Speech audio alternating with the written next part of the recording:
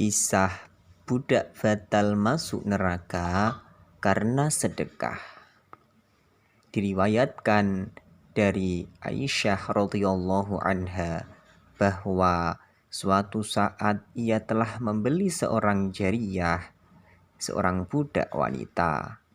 Sesaat kemudian malaikat Jibril turun ke bumi dan berkata kepada Nabi Muhammad sallallahu alaihi wasallam, "Ya Muhammad, akhraja hadhil jariyah min baitika fa innaha min ahlin nar."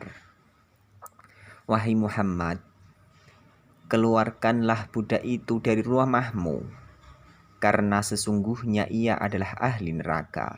Perintah Jibril. Syahdan, Nabi pun mengutarakannya kepada Aisyah.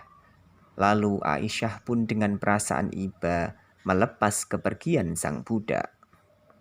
Bagaimana Aisyah tidak bersedih jika tiba-tiba saja turun wahyu bahwa budak tersebut harus dikeluarkan dan tercatat sebagai ahli neraka pula.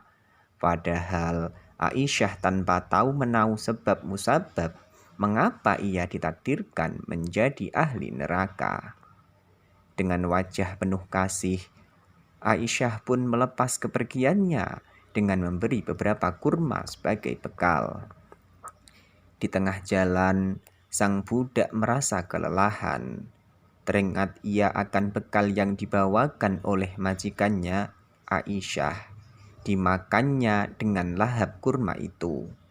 Namun, di saat ia menikmati bekal kurma, datanglah kepadanya seorang fakir meminta-minta.